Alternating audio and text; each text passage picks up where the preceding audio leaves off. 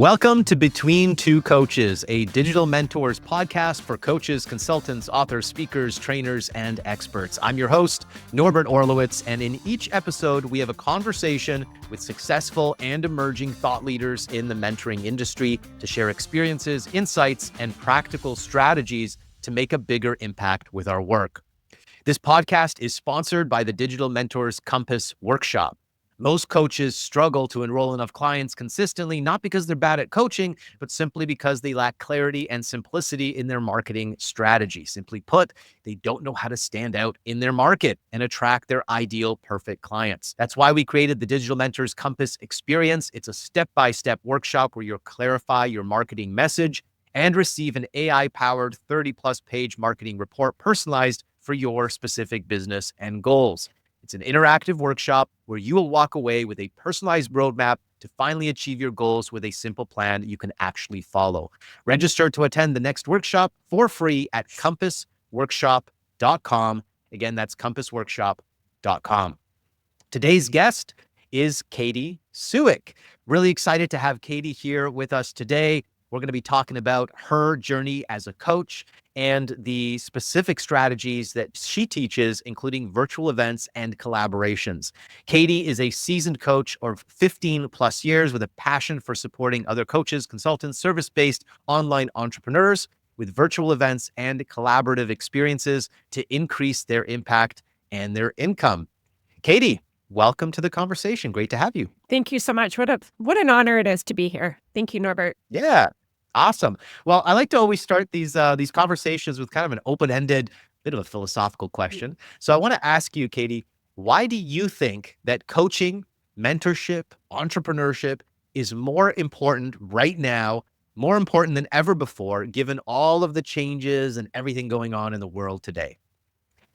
I jokingly would say, how much time do we have, Norbert? Because honestly, of anyone that you're going to ask this question, I'm probably a great person to ask because I did it on my own for 12 plus years and it ended up costing me, let's be real, it ended up costing me probably $80,000+ in the end when I had to reinvest in myself, get the support that I didn't have for so long, and stop making every single mistake in the book.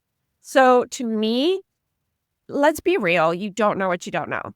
Like, how can you possibly know how certain things connect, what not to do, what is smart and why? And so having a mentor like yourself in my life has been a game changer because it's impossible for me to understand why to do something a certain way if I don't have the experience or the understanding of having done it in the past. And I remember, since you bring this up, I remember a coach saying to me way back when I was starting out, he said the quote, "What got you here won't get you there." And that quote always tripped me up because I'm like, but if you finally figure it out and you get there and it no longer works, what the heck do you do? And I think that that's so true because in business, let's be real, things are changing, like you said, constantly. And I think I fell into the overwhelmed deer in the headlights trap. As an overthinker, I'm notorious for that. And you know this about me. But having a mentor like yourself, and I've had some other great mentors in my life who have really just helped me scale back and just look at the bigger picture, but simplify and not get into all the stories that my brain comes up with as to why something won't work just because of past experience when I didn't reach out to people and things didn't work. I think you need, quite frankly, I don't even think it should be optional. You need those experts in the room with you to really help you navigate this because otherwise, I don't know. It's just a dumpster fire of information. How do you navigate that? So to me, it makes all the difference. Yeah, and you mentioned, getting to the next level, like what got you to this level isn't going to get you to the next level. It resonates so much with me because, I've been in this industry now for 18 years. We've had some amazing successes, and I'm in a very new stage in my business and in my life, moving into another level. And I'm really excited for the connections that I'm making right now, new connections, rekindling connections. And I'm really at a place where it's like, wow, I need to up level my skills and where I'm at to get to the next level that I want to get to. So coaching, of course, is all about transformation, right? Creating transformations for your clients. So what's been one of your most life-changing, impactful transformations in your life? And how did it change you and perhaps even change your approach to coaching? Man, these questions are so deep and so profound. In summary, though, I'll give you the Reader's Digest version. In 2020, we all know the world shut down. And I was at a point in my business where I was shutting down. I was just done. I was losing my confidence. Nothing was working. Financially, I felt like I just wasn't getting ahead. And that was when I went online, probably for the first time. And I joined a leadership program to start with. And that program taught me about leadership, and leadership in the sense of self-leadership, really owning up Mm. to things, really being no longer the victim, but the owner of your own decisions. And the concept of like sourcing things, sourcing lessons into your life that you needed, even though you didn't want them. Um, so that started it. And then I've invested in coaches and different strategies and all of that since then. But what I would say is most transformational is in the last year and a half, 2 years, where I hired someone to help me with a lot of my mindset, subconscious programming. For me, there were some, shall we say, and I think this is something we have to be aware of, is if you have some childhood trauma or old stories or beliefs that you're not even necessarily aware of, they can be dictating your choices and what you do or don't do. And for me, I knew there was something there. So I hired a coach to help me through that process, to do some deeper inner work, if you will, and work through some of those barriers. And that's the other part to all of this. The biggest transformation was I had the strategy. I'd gone through a program where I learned about summits, which was what I was doing at the time. But when it came to the follow through and the actual sales and the converting people into clients, I couldn't do it. And that's what I Mm. learned, that there was some childhood trauma in there where I felt like I would be a burden if I tried to sell, God forbid. Um, and that's something that I think we all struggle with, our things, they never truly go away, but I did understand it in a new way, which helped me to grow and evolve. And of course, most transformational lately has been, I've done a lot of pivoting in the last year. And in some ways, I felt like I was starting over. And you've heard me say this, and you're like, you're not starting over, Katy. Like, it's smack, smack, smarten up. But for me, it's understanding that the past doesn't dictate your future. And I feel Mm. like I'm in a whole new level myself right now, working with you, Norbert, and with digital mentors, and really getting my feet grounded in a way that I probably never have. And I recognize in hindsight, looking back, all of the things that happened or didn't happen were essential to my growth so that I could show up in my leadership more effectively. And so I would say, all in all, there's different people that bring different gifts to the table. And I've been able to find some incredible people, including yourself, in the last year, really. And it's just been life-changing for me. It's awesome to hear you say that because, what you're speaking about is the importance of coaches and coaching and mentors, Mhm. how important they are in our lives, and our audience is coaches, mentors, trainers, experts. It's so important to understand how important coaches are in all aspects of our life whenever we're trying to get over certain obstacles or challenges or get to some kind of specific outcome or transformation that we're looking for. Now, you've done a lot of work in summits. You brought that up. That was kind of your big breakthrough into the online space, was doing virtual summits. What was it about summits that attracted you and helped you to create some results and some success in your business? And why are you pivoting away from virtual summits? Let's get to there. So let's talk about that. All the good stuff, all the good stuff. Yeah. So the thing that I loved about virtual summits is I'm someone that loves to know, step by step by step, how to do something. You know, I have a university degree. I knew what it took to write an essay. I knew what it took. And I just love the process of starting and finishing something and feeling good about it. So summits Sure. came into my life as a result of one coach that I hired back in 2021.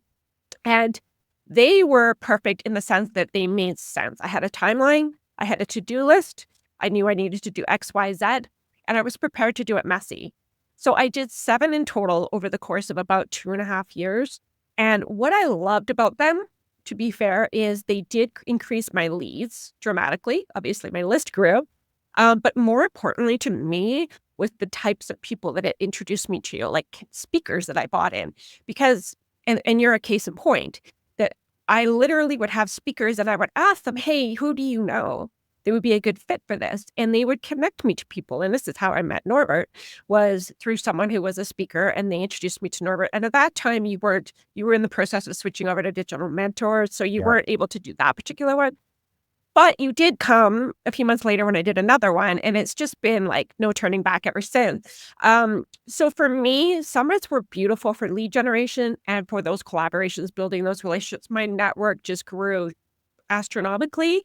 And I found as I got better and better with each one, I also got better and better at finding the aligned people to bring into my life. I had to bring in speakers that were not a good fit to figure out what speakers would be a good fit. So there was a whole learning process in that. So I got really good at it. It just was a rinse and repeat process. And I actually became to almost resent them because they're a lot of work. There's just so many moving parts, which I can handle.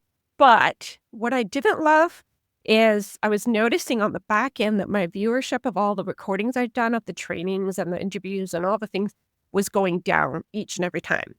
And people were upgrading less to VIP, which was also impacting the money that I would generate on the other side. And each time I did one, I got a little bit more clear about what I was doing. But I'll admit, for the first even 4 of them, I wasn't even clear what I was doing. Like, let's be real. I didn't know what I came to bring to the table. I was just trying to figure it out. Why I switched gears? Because I realized in this most recent one that I did that I just don't love the idea of recordings because it doesn't give that personal interaction feeling of being in the room, experiencing someone and having a conversation and really creating that dynamic of know, like, and trust. And watching a recording, let's be real, how many of us have time to go and sit down and watch 30 recordings, even if we paid money for it? My discovery was that maybe 1 out of 800 opt-ins might have gone and watched them all, like an eager beaver might have. So the reality is that what I want to be able to do now is I think there's value in this. Let's make it a 1-day pop-up event. And let's bring in, 6 to 8 speakers who are aligned with you, obviously, and who can speak into the topic that you're covering. And this still creates great lead generation. And it also creates that experience with people in the room with you. If they want to catch the recording, they can always upgrade. But we prefer it if they're in the room with you, because it creates that whole experience. So I have learned that the thing that I get excited about is relationships and collaborations. And that is what a pop-up event can create, is both of those things. Yeah, and there's sort of 2 elements now to the direction that you're heading into. Number 1 is obviously these collaborative events because you understand the power of these summits. There's some limitations, and obviously not everyone is ready to pull off a summit because it is a lot of work. We ran a summit together.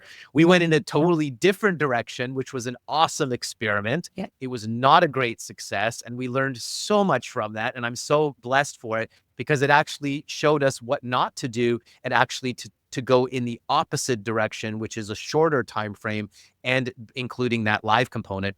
And then in addition to these pop-up summits, these pop-up collaborative events, which I'm really excited about in this new year, what we're going to be doing with that.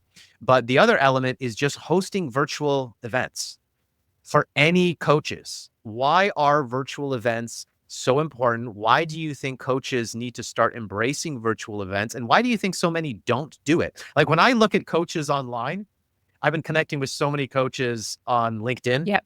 And I see the same thing all the time, right? They've got their LinkedIn profile nicely optimized. They've got a pretty website. And if I want to learn anything about them, it's either through their content, which most of them are not doing great content, or I have to book a discovery call with them. Like that's their whole call to action is like, book a discovery call. Let's have a coffee chat. Let's talk about, I don't know, what are we going to talk about? I don't have time for that stuff, right? So where do virtual events fit in? Why are they so critical and so important for coaches to embrace them and implement them in their business right now? Such a brilliant question, and one that you've also helped me to conceptualize and figure out in a sense of the client's journey, the customer's journey. Right. On the one hand, we have the attraction phase, which a lot of coaches, they may be able to attract people, but at the end of the day, if you're just inviting people to a page, nobody, I shouldn't say nobody, but I myself, and I'm sure you would agree, I'm not going to book a call with someone just because they have a pretty page. I want the opportunity to get to know them first, to see if I can even like jive with them. Do I like them? Do I trust them? And that's where virtual events come in, is it creates an opportunity for people to come into your world, get a taste of what you're all about, and figure out, is this someone that could really help me? And if they position it correctly, then it becomes this brilliant marriage of like, oh, yeah, this makes sense. Now I'll get on a call because I'm excited about the fact that you could help me do X, Y, Z, rather than reading a page that, like you said, content isn't always that great on the page. And virtual events, not only that, I think that we're moving into a world now, this is my perspective, of relationship marketing. Grow Mm. marketing is not effective in the same way that maybe it used to be. I personally have been burnt in the industry. A lot of people have. We need trust. We need trust, and trust can only come from relationships.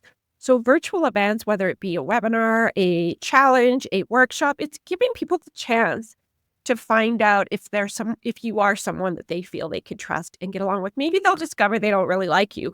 Okay, because I believe that repelling people is just as important as attracting, because you don't want to serve the people that don't resonate.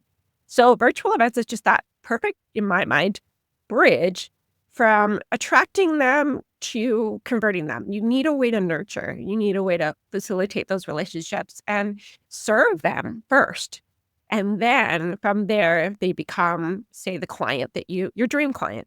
But you need to give them something to really decide if that's even where they want to go. I mean, if you tell me to book a call, I'm like, immediately my brain is going, yeah, they're just gonna try to pitch to me, like, why would I get the call? There we go. Yeah, that's exactly it, right? That's exactly it. Now, so you bring up the concept of relationship building. So obviously, there's a lot of coaches here that know and understand that, yeah, sales and coaching is about building relationships.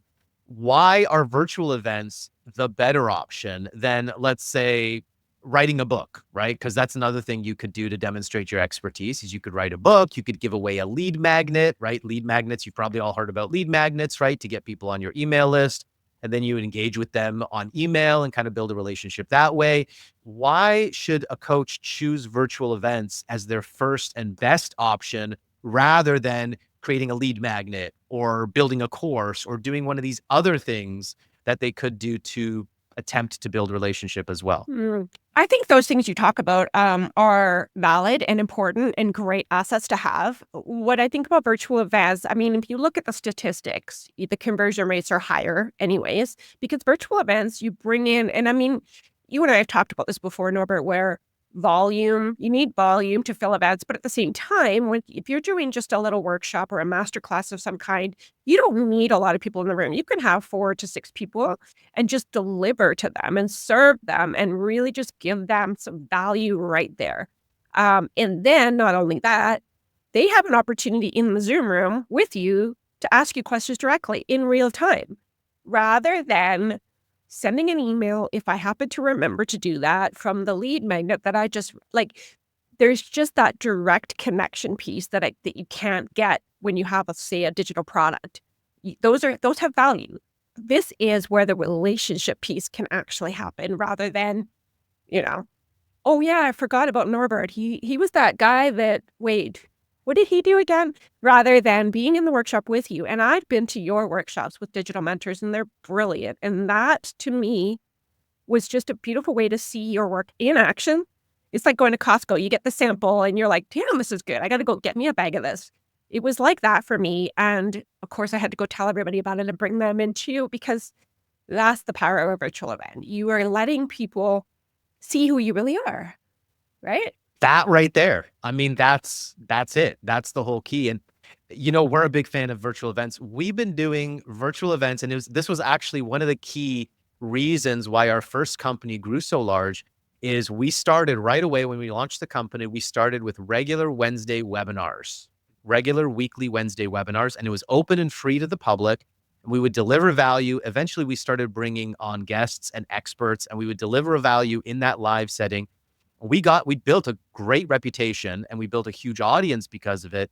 We got to a point where we were having 2,000 people register for these webinars. So we could bring on some awesome trainers and speakers, and it just built our credibility and our authority. So now when we launch this new company, Digital Mentors, doing the virtual workshop, was the no-brainer asset that we knew as part of our funnel. That's what we wanted to do, because we didn't want to spend hundreds of thousands of dollars on advertising to sell a lead magnet or a book or anything like that. We wanted to actually have conversations and build relationships because we were looking for very specific people.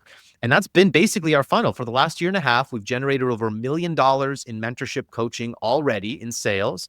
And it's been a simple funnel, just leading people into a workshop. All our focus is, well, just fill the workshop, fill the workshop, fill the workshop.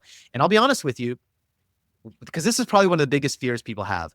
What if people don't show up? What if I have 2 or 3 people on the workshop, Katy, and it's not a big success? What do I do then? It's happened to me. It's happened to me more times than I can count. I literally, on this last one that I had a couple weeks ago, I had 2 people show up and then 1 dropped off after about 15 minutes. And I was just like, oh God. But it happens to all of us. And I just turned it into a conversation. I just said, okay, so let's chat. I think that we can make a story however we like about why nobody showed up. And maybe there's something wrong with the funnel. Maybe it's the timing. I tried to do one on December 30th, I think. And I had like 20 people register and 0 showed up. I'm like, let's be real. It was like between Christmas and New Year's. Sure. I don't think it's a reason to quit. And I think it's just continue to look at why nobody showed up, what might be missing, maybe the message isn't landing. And I've had some where I had 30 people show up and I had a 65 show up rate, 65%, whereas the average, as you know, is 25% typically. So you just don't know. I wouldn't stop doing them just because of that. I think you just get creative and think about, why are they not coming? What can you do differently? And that's the key. This is the big part of our message is stop trying all these different things. Make a choice as to what your acquisition funnel is going to be, and then work to improve it. Right. So we've been running this webinar funnel since the beginning of the company. We've changed the workshop 3 times. So we've completely changed the workshop. It started out as a 6-hour workshop, if you can believe it. It's now completely different. It's 90 minutes. Through that process of iteration, we've come up with a really great model that's working really well. And at this point, our numbers show us that for every 4 attendees, we typically get 1 client that signs up. So that's an amazing statistic to understand. And this is why you need to create a repeatable process so you can track the numbers. So then you know exactly what you need to do. So then you're not disappointed, because literally there was just a few weeks back, we had a webinar. We had 4 or 5 people on it. I don't know if you were on that one or if it was the week after or something like that. It was 4 or 5 people were on it. And it's kind of disappointing because we've had ones with 10, with 15, with 25 people. And that's kind of the average that we've got right now. And that one was disappointing, and we still got a client from it, right? We actually got 2 clients from that one webinar. Right. So when you understand those numbers, then you realize that I don't need that much volume. And just to give you an example, I have another funnel that we've just started testing where I'm selling a $5 ebook, a mini book. And typically, on average, I would need to sell about 50 of those books to get 1 client, in comparison to 4 attendees on a webinar for 1 client. And this is the difference that we have to understand is if you don't have the volume, if you're not running paid traffic, and if you don't have a big audience yet, doing a lead magnet, it's great. It's a great asset. You should have a lead magnet, but that's not going to bring in clients.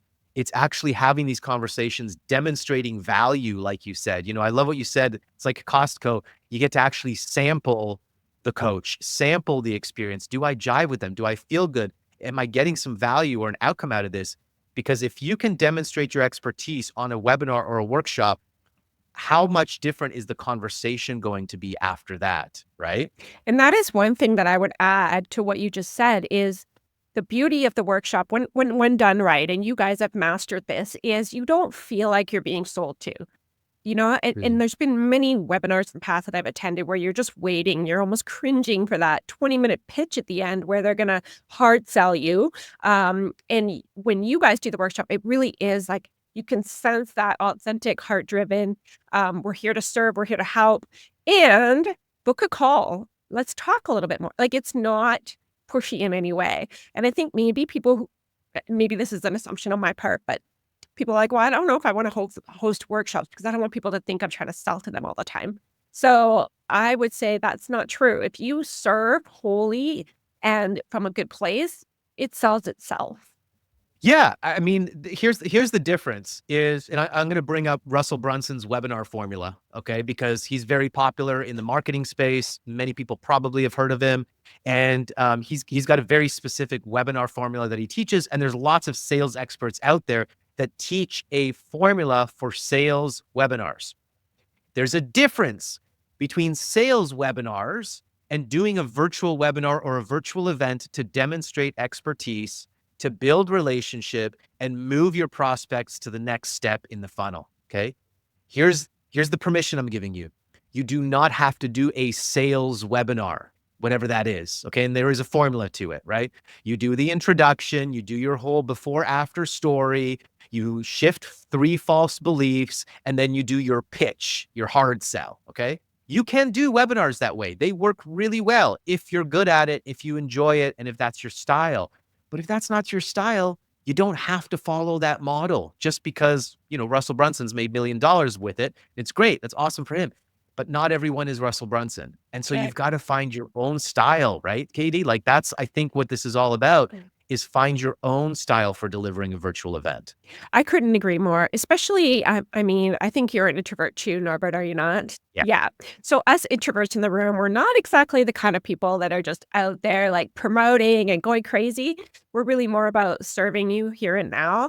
And for me, it's really been learning how to, like you said, Norbert, just really serve them, show the value and show your expertise. And it just comes together beautifully if you come from that place authentically rather than awkwardly like I used to do. I did everything wrong. Okay. So I want to do a virtual event. I'm a coach. I realize the importance of virtual events. How do I start? Where do I start? What do I need? What are some of the mistakes and obstacles that you can help me prevent having those mistakes and obstacles? What do I need to know to do my first one?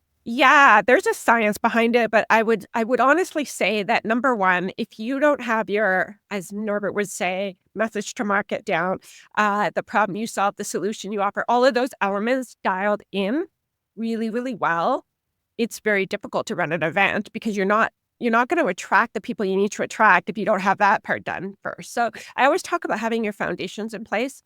Now, as far as the event itself, obviously identifying a topic, a title, a tagline, figuring out who are you speaking to? What kind of language do they need to hear from you to want to attend? What problem are you solving in that particular event, whether it's challenge, masterclass, whatever. And then really in understanding the timeline involved, right? Like this is true for all virtual events. You have to know that wherever your event falls, you need a 2-week promo period previous to that to really promote the event. So keeping that in mind and making sure that you have all the elements in place, you need a landing page, you need funnels, you need your email sequences, you need all these different elements need to be put together in place. This is where the I don't know what I don't know thing comes in. And for me, that is what I come across. People come to me a lot because they're like, this is overwhelming. I mean, I would love to do an event, but like you said, Nora, I don't even know where to start. Great. Let's have a conversation and let's talk about that because it does feel overwhelming until you can get the framework and figure out step by step along a timeline what's needed and understanding why your message is so important because you don't want to attract the wrong people and you want to be able to attract the right ones in the right way. Yeah, and that's exactly, I mean, when I was going to do the summit, I knew that I needed to reach out to somebody like you who had the systems and processes in place that I could plug into and I didn't have to recreate the wheel. And I think that's probably one of the most important things if you're trying to do your own first virtual event and you're kind of lost as to what you need. I would say you need some kind of a system or a framework to follow, and we'll leave some links down below so you can get access to. Katy, you've got a lead magnet. Can you tell us a little bit about that lead magnet, what that does? Yeah, so I have what's called the Virtual Events Playbook. And really what this is there's a little mini quiz at the beginning to see how ready you are to host your own event. And then there's important pieces in there, like what's the title you would go for? Who's your ideal client?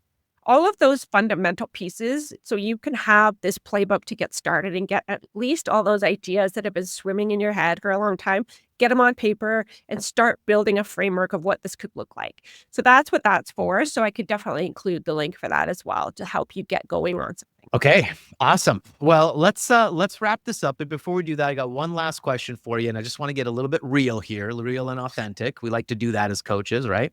So what do you think is the hardest part about being a coach that nobody talks about? A struggle that you think most coaches don't like to talk about openly? People very quickly, myself included for a long time, start to think it's something wrong with me. If I am not getting people in my workshops, if I am not getting the kind of traction that I want, if I am not seeing money in the bank, there's something wrong with me. And I took a long time to separate that and say, actually, it's not me as a human being. That's a separate entity from my business, but it is something I'm doing or not doing. But that's not, my value is not wrapped in that. And I think learning how to separate the two is critical. I used to be in the business of trying to prove that I was good enough by doing this business. But I was proving to myself that I sucked, and I didn't suck, but I was starting to believe I sucked because in my mind, my business sucked. So fundamentally, this is again, coming back to that first question you asked me, is having that objective person outside of your world to be able to say, this is why it's not working. Let's break this down. Let's clean up the mess. You know what? You probably don't need this over here. Let's look at this piece and let's fix things, And for me, I would say really it comes down to three things. This is really at the fundamental level for me. Understanding why you're doing what you're doing. Number one is so important. That's your purpose. That's your reason for getting up in the morning and doing what you do. The second one is your mindset, which I talked about, your well-being, like really having those things dialed in. And the third one is the strategy that you're employing and the implementation of it, making sure you're not doing, like Norbert would say, 10 different things trying to get all of them perfect when in fact you can only truly achieve one at a time. Well, so I hope I answered the question, but it comes back to me to separate your own value from your business. There's two separate entities here. And your business is, it is the personal development tool of all tools to make you grow and to evolve as a human being, without a doubt. I love that. I love that. So really quickly, just tell us a little bit about where people can connect with you, social media platform, and your website, or if you've got that free lead magnet as well. Obviously, we'll leave all the links in the description and the show notes, but just tell people where they can connect with you. Okay. You can find me on Facebook, Katy Suik. Just make sure you spell it Katy. You'll never find me if you use IE. And my email is also with a Y, go figure, katy@katysuik.com. I am also on other platforms, but those are my dominant forms right now. So reach out to me there, and yeah, we'll include the links below so you can find me in wherever you're hanging out. Awesome, Katy. Awesome. Thank you so much. It's been a really great conversation. Thanks again for just coming on, sharing your insights, your experiences as a coach. Like I said, we'll leave all the links in the show notes and the description. And if you're a coach, consultant, trainer, or expert, and you're looking for clarity in your marketing and client acquisition strategy, so you can enroll more clients consistently, join us for that Digital Mentors Compass workshop. It's a free interactive workshop. We're going to help you get crystal clear on your messaging and your offer so you can attract more clients without the guesswork. You can register for free at compassworkshop.com. And if you enjoyed this episode, please share it with your network. Help us grow this audience and our channel here. Be sure to subscribe so you don't miss our episodes. This has been a conversation between two coaches.